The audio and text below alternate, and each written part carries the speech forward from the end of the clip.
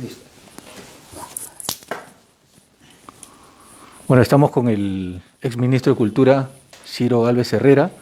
En esta oportunidad vamos a conversar un poco sobre lo que nos ha llamado la atención, que desde su salida, lamentablemente, se ha generado una desconexión con los pueblos indígenas y de repente el doctor puede tener algunas ideas sobre este hecho, ¿no? ¿Por qué Pedro Castillo, doctor, se ha desconectado actualmente de los pueblos indígenas? Yo creo por la presión de los caviares, de esos altos funcionarios que viven del Estado, lo han condicionado, ¿no? Y lamentablemente eso, como usted dice, está desconectando al gobierno de los pueblos indígenas que con su voto hicieron que Pedro Castillo sea presidente. Y eso es bien delicado porque es un pueblo ilusionado en Pedro Castillo, de más de 12 millones de peruanos indígenas. Yo creo que como usted, muchos peruanos del Perú profundo, ¿no? Muchos trabajadores del agro también confiaron y dieron su voto a Pedro Castillo.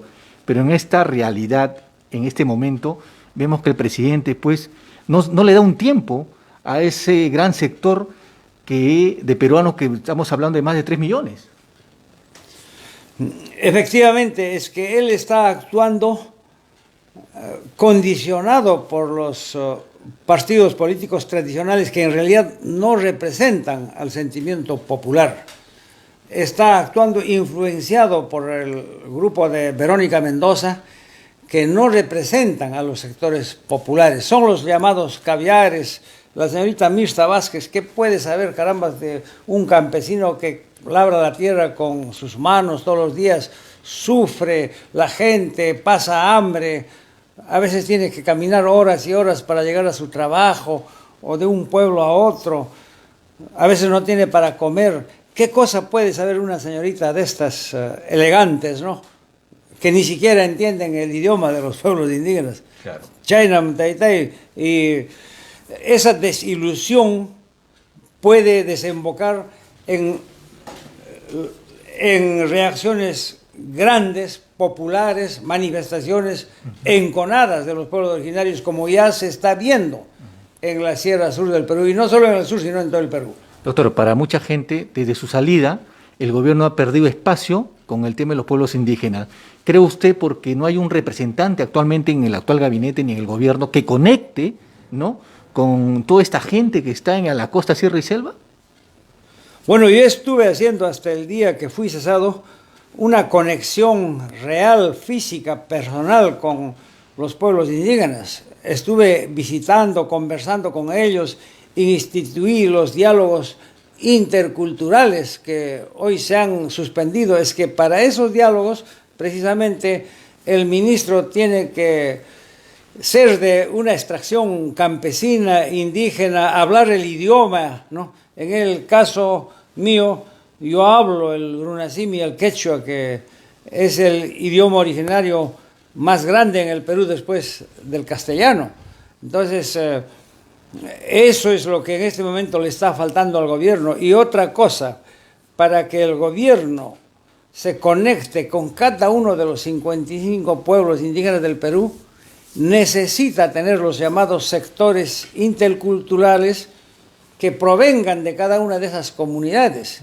Y por la corrupción existente en el Ministerio de Cultura, precisamente el Estado no está nombrando a los indígenas de esos pueblos para que sean sus interlocutores, sino están nombrando a gente de la ciudad, gente que ni siquiera sabe el idioma originario. Entonces, el Estado tiene que comunicarse con esos pueblos en su propio idioma. Y si va a poner un intermediario, un gestor intercultural que no conoce siquiera el idioma de ese pueblo, que no es de ese pueblo, no está empadronado como un comunero calificado activo, entonces es un fraude, es un engaño para el pueblo.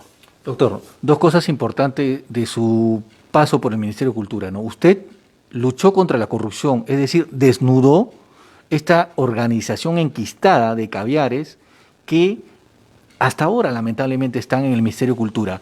Usted, por ejemplo, bajó del avión a esta argolla que permanentemente viajaba con todo pagado a distintas ferias por alrededor del mundo. Entonces, eso molestó al sector de caviares, pero usted estuvo firme y eso él le reconoce mucha gente hasta el día de hoy. Claro que yo soy firme. Y si hubiera estado más tiempo en el ministerio, los hubiera botado a patadas a todos esos corruptos, a todos esos caviares. Porque yo, si he sido ministro, no es porque yo necesite trabajar, ganarme dinero, no. Yo tengo mis propios recursos, mi propia empresa. Yo quería servir al país. Y se puede hacer todavía. Por eso, señor presidente, don Pedro Castillo, reaccione, sacúdase de ese su entorno que le están llevando cada vez a un final malo. ¿Usted todavía confía en el presidente Castillo? ¿Cree que está mal asesorado? Definitivamente está mal asesorado, porque para cometer errores día tras día, no pues, no. Y eso es lo que influye para que el pueblo vaya perdiendo cada día la confianza frente al presidente. Ahora, ministro, este fin de año las redes han estado muy movidas por dos hechos curiosos. Primero, usted fue propuesto como personaje del año en Radio Exitosa y también el cantante Pedro Suárez Vértiz lo nombró el ministro del año. ¿Qué opina sobre eso? Yo creo que Pedro Suárez Vértiz es un ciudadano muy probo, imparcial. Yo no lo conozco a él, pero le agradezco por haberme nominado el ministro del año. Y a la propuesta de Radio Exitosa, bueno, yo estoy ahí, yo sigo firme luchando contra la corrupción, jamás voy a doblar el brazo, y es una obligación de todos los peruanos que luchemos contra la corrupción. Si de repente en el futuro hay alguna propuesta de que usted regrese al gobierno o al gabinete, ¿aceptaría regresar al gobierno?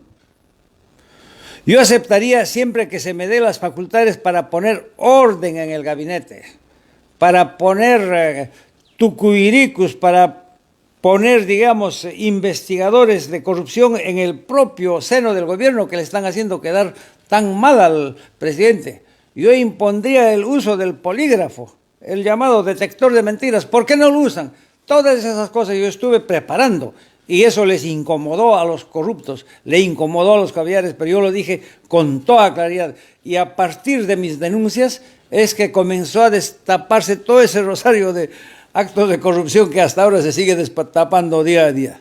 Doctor, la lucha contra la corrupción, usted lo comenzó en el Ministerio de Cultura, empezó a viajar, denunció lo que estaba pasando, por ejemplo, en la ciudad del Cusco. Es terrible lo que pasa en Cusco.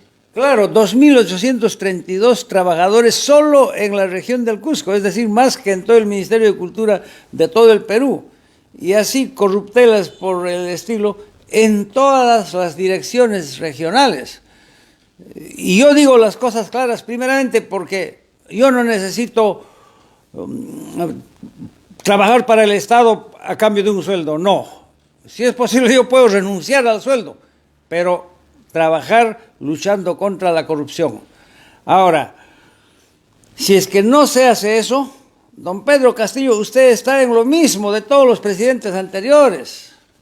No va a tener ningún significado histórico su gobierno. Se lo digo como amigo y agradeciéndole porque usted me confió esa cartera, pero en el momento oportuno yo no tuve el respaldo político del gobierno para seguir esa guerra total contra la corrupción. Estamos a tiempo de hacerlo. Doctor, un mensaje para los pueblos indígenas, para los agricultores, sobre todo el Perú profundo. Bueno, no perdamos la esperanza. Huauge panicuna, yacta masicuna, campesino masicuna, a matarme ari pantanacho, yo haga manaña un gobierno pichocani. Chumay picas mantapas, comunidad ninchicuna raico, mi matapas ruasa. Yo jamás voy a traicionar a los pueblos indígenas porque yo soy de una comunidad indígena. Con mucho orgullo y chaimi, kusis gamruna simita, maipi patrimani. Imay namana caspapas, ñoganchik raico, peruano originarios kunaraico, indígena kunaraico, comunero kunaraico, y matapas ruasa. Shaitaga ama gongaisicho, ama pantaichicho, mana gobierno picaspapas, pero jamkunawan mi kachkani. Manam imaimpas wasanchas haikichikchu. Jamkuna allí y yawawe panikuna. Muchas gracias, doctor, y espero otra oportunidad para conversar sobre otros temas. Claro que sí, y gracias por esta entrevista, aunque a muchos no les gusta que yo diga la verdad. es que cuando se dice la verdad a muchos le duele, pero hay que decirlas, duela a quien le duela. Muchas veces la verdad duele. Gracias, doctor.